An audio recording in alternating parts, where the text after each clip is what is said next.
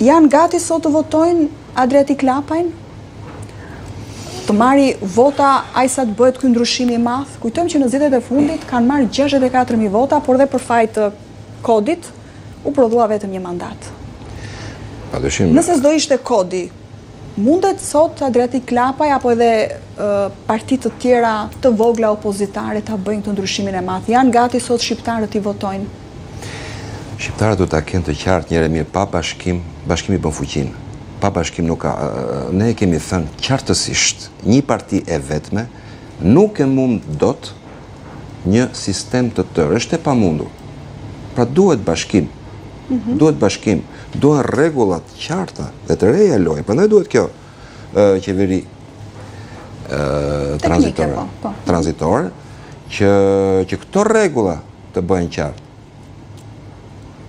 Shqiptarët e ndjejnë që është e vështirë të përmbyset një sistem që ka një fuqi të jashtëzakonshme informative patronazhistësh që të rikujtojnë në ato komunistët e lagjeve të një kohë, që ka një fuqi ekonomike shumë të madhe, që ka një fuqi presioni të nëndheshëm shumë të madhe, që ka një fuqi blerëse me vende pune në administratë shumë të madhe. Pra është shumë e vështirë. Vetëm një bashkim shumë i madh e bën. Përtej çdo lloj logoje partije. Në zgjedhjet e fundit pati një lloj bashkimi me nismëthurje, pati një koalicion. Por që nuk është se prodhoi diçka.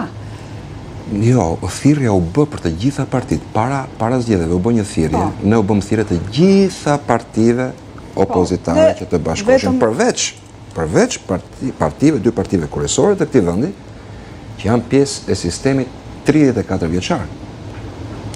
Po, ajo është vija e kuqe. Ka qenë gjithmonë vija e kuqe për ju. Vija e kuqe. Nuk u përgjigjen. Të vetmit që u përgjigjen ishin nismathuri. Po. Ne e mirëpritëm, janë ulur në negociata, kanë bërë si kanë dashur, u është lënë Tirana atyre.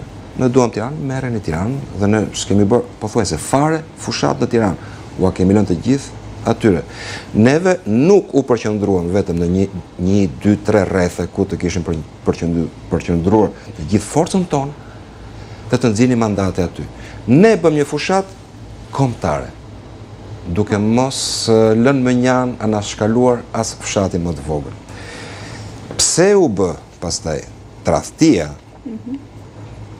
Natyrisht jo thjesht vetëm për interesa personale të një personi që mori edhe shpërblimin nga të dyja palët, e ritheksoj, por bë pikërisht për të ulur një kauzë në sytë e publikut që ishte një kauzë e drejtë, listat hapura.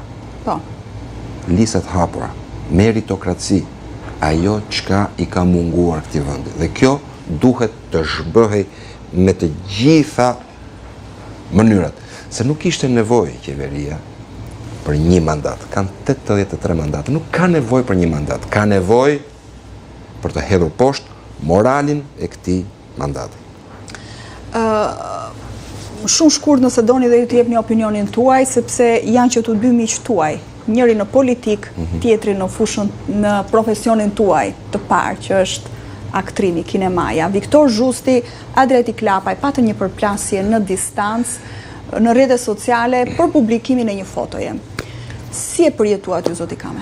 Shikoni, mua më duket që është një çështje që nuk ka absolutisht as edhe një lloj rëndësie përveç se tregtimi të vogël publik të përkohshëm të një shoqërie që pak a shumë është bërë shoqëri